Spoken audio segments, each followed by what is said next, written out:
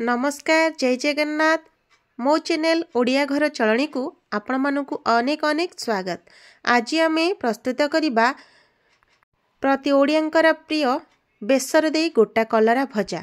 निहाती भाबे आपण समस्तंकु भल लागिबो। वीडियोटी को स्किप न करी पूरा देखंतु। कलरा देह पई हितकर अटे।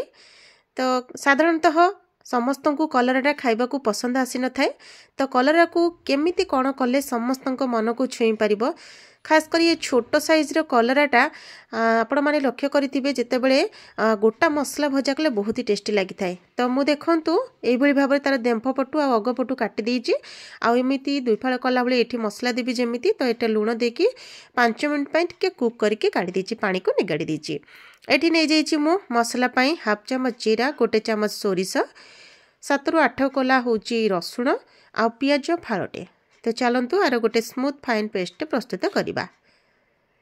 तो ये देखो मोर ये मो सोरिष मसला रेडी कर गोटे प्यान रे 1 चमच तेल देदेबा। मुझे रिफाइन तेल देछि, आपण माने ताहले सोरिष तेल दे परिबे।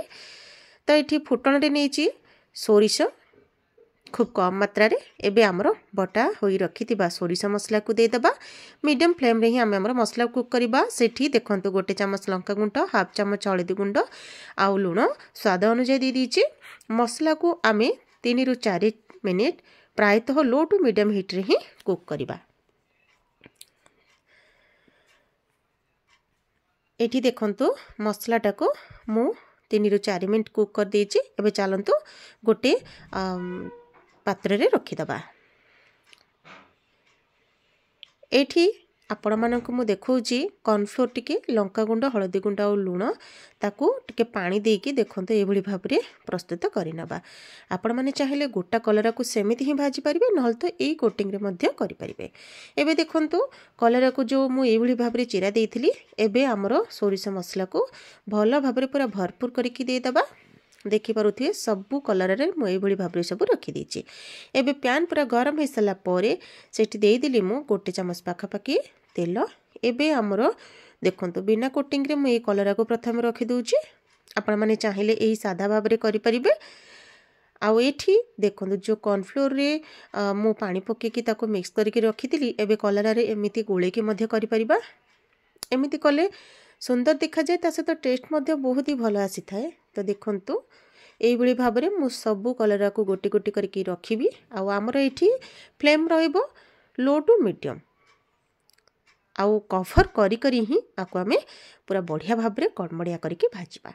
तो देखंतु गोटे साइड हे गलानी, मु कोन करबी ना पिठापतिया सहायता रे एई भली भाबरे पूरा सब उल्टी देबी।